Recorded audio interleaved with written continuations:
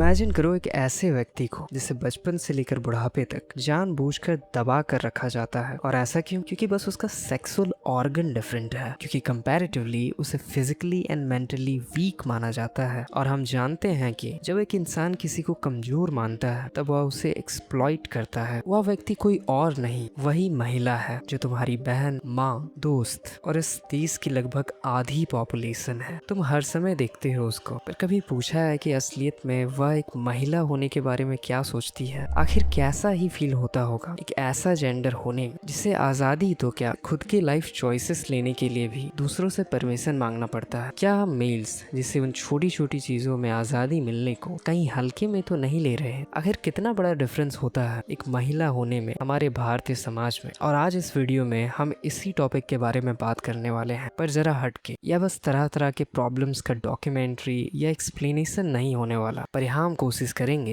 एक मेल होकर भी एक महिला के नजरिए से देखने और समझने की। पहली नजर में शायद यह कोई बड़ी बात ना लगे कि आप मेल पैदा हुए हो, मगर अनफॉर्चुनेटली यह हमारे समाज की एक बहुत ही बड़ी प्रिविलेज है। तुम्हें ज्यादा फ्रीडम मिलती है बस इस बात से कि तुम एक लड़की हो, इस पूरे परिवार का फ्यूचर हो। आखिर लीड तो तुम्हें ही करना है, इसलिए अगर तुम दायरे से बाहर जाओ या गलतियां करो तो चाटे के साथ माफी तो मिल ही जाती है, सुधरने का मौका दिया जाता है, एक सेकेंड चांस कि बेटा मेरा बेहतर हो जाए। पर यहाँ अगर हम बस एक चीज को बदल लें कि तुम्हारा जेंडर अब फीमेल है और तब तुम इन्हीं सारी चीजों से दोबारा गुजरो, तो तुम एक बहुत बड़ा तीखा बदलाव देखोगे। फ्रीडम बन जाती है परमिशन ले पाना, गलतियां या थोड़े दायरे से आगे बढ़ना बन जाता है शादी की धमकी। फ्यूचर क्या, एक लड़की की दुनिया तो जैसे पूरी फेटलिस्टिक हो। पैदा तुम होते ही इसीलिए हो ताकि जब तुम्हारी उम्र हो तब तुम्हारी बस कोई तरीके से डोली उठ जाए। पराया तो तुम्हें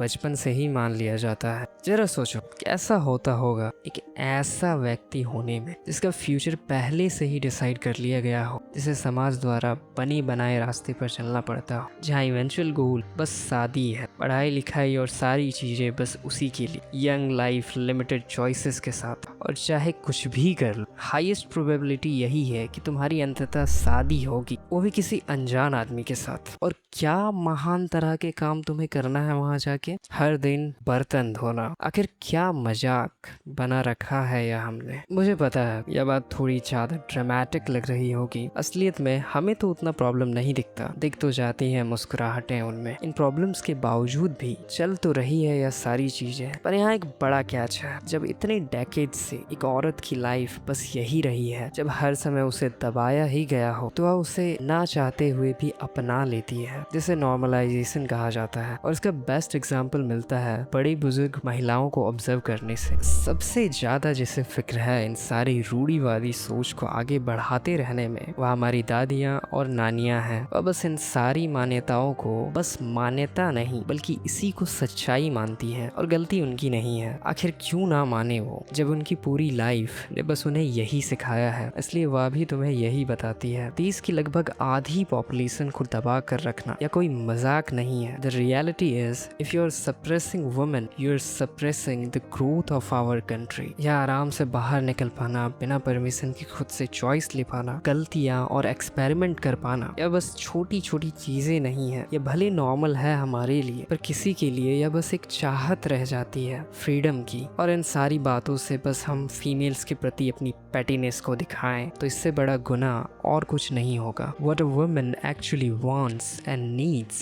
is not just recognition as a woman but recognition as a human। बस एक इंसान है वो, किसी जेंडर से पहले, और उसे हक है सेम अपॉर्चुनिटीज एंड फ्रीडम, बस कागजी पन्नों में लिखे रहने की नहीं, पर असलियत में प्रैक्टिकल लाइफ में मिलने की। बस एक इंसान होने के नाते हाँ है कुछ डिफरेंसेस मेल या फीमेल होने में, पर उसकी इंसानियत से बड़ा और कुछ भी नहीं है। अब यहाँ एक बड़ा कॉमन काउंटर आर्ग्यूमेंट आता है कि यहाँ महिलाओं या गर्ल्स को जो रियल लाइफ में लिमिटेशन या लेस फ्रीडम मिली है, वो रिजल्ट है समाज व मर्दों द्वारा उनकी सेफ्टी चाहने में। क्योंकि दुनिया में सब अच्छे लोग नहीं बैठे हैं, ना ही हमारी जुडिशरी उतनी स्ट्रांगली वर्क करती है, और ना ही हमारा एनवायरनमेंट कुछ खास सपोर्टिव है। इसलिए अब भले बुरी हो, पर यह एक सेफ्टी गार्ड है जो नेसेसरी है। मगर यह आखिर कैसा सेफ्टी गार्ड है जो शादी बन जाता है, जहाँ लोगों की इतनी फटी रहती है कि वो फोर्स करते हैं लड़कियों की गांठ बनवाने में। मैं मानता हूँ कि यह फियर वैलिड है, पर क्या डर में ही ही जीना एक सही ऑप्शन है। अगर हमारी दुनिया सच में इतनी खराब है तो क्या इसका सोल्यूशन बस यही है कि महिलाओं को दबाओ, निकलने मत दो और जल्दी शादी करवाओ? या इसका लॉजिकल एंड प्रैक्टिकल सोल्यूशन यह होगा कि हम खुद को और अपने इस सड़े हुए सिस्टम को बेहतर करने में काम करें और महिलाओं को मेंटली एंड फिजिकली और भी ज्यादा कैपेबल होने में मदद करें, उन्हें यह अपॉर्चुनिटीज दें कि वह खुद के दम पर इस दुनिया से डील कर पाए, न कि बस उसे चार दीवारी में बंद कर दे या उसे हर समय हर चीज के लिए डिपेंडेंट ही बना दे। मैं नहीं कह रहा कि अब मेट्रियार्की शुरू कर दो या सारे मर्द लोग पेट्रियार्कल हैं और विलन हैं इस स्टोरी के। मैं बस कह रहा हूँ ऑब्जर्व करने को और थोड़ी गहराई से सोचने को। क्यों बना रखा है हमने एक्सीडेंटली मेल पैदा होने को एक इतना बड़ा प्रिविलेज हमारे समाज में? और मैं मेल सफरिंग को डिनाई नहीं कर रहा, पर जरा ध्यान दो, क्या यह पेट्रियार्कल सिस्टम मेल सफरिंग को और भी ज्यादा बढ़ा तो नहीं रही? एक मर्द अकेला ले लेता है घर की सारी रिस्पॉन्सिबिलिटी अपने सर पे और इतना मेंटल एंड फाइनेंशियल एफर्ट लगाता है बस शादी करवाने और दूसरे जेंडर को बांधने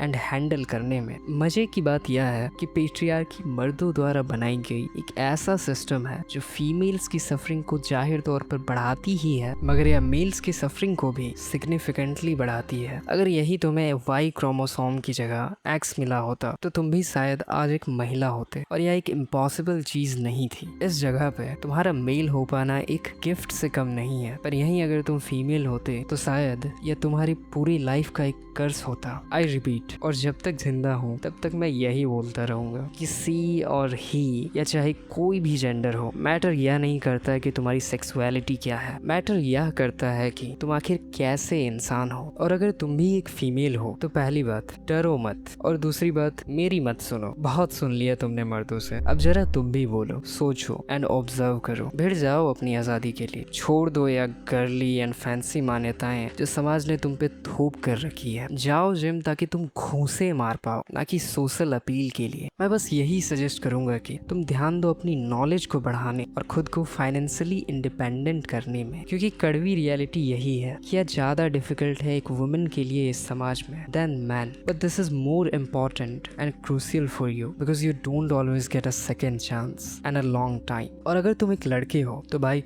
कॉन्ग्रेचुलेशंस, तुम्हारे लड़के होने का एक और बेनिफिट अच्छे से क्लियर हो गया। अब जरा देखें हम इस गंदी सच्चाई को और समझें इस देश की आधी पॉपुलेशन को जिन्हें हम बोलने का मौका तक नहीं देते। You don't need to go around and make revolts. अगर सच में तुम्हें कुछ समझ आया तो शुरुआत अपने मन में एक रिवॉल्ट लाने से करो। पहचानो कि कैसे छोटी छोटी लाइफ की चीजों में शायद तुमने भी ना चाहते हुए नॉर्मलाइज कर दिया है इन पेट्रियार्कल नॉर्म्स को। और जब तुम अगली बार बात कर रहे हो एक महिला से तो ट्राई करना जवाब ऐसे देने की जिससे उसको अपने महिला, गर्ल या फीमेल होने का पता नहीं बल्कि उसे अपने इंसान होने का पता चले।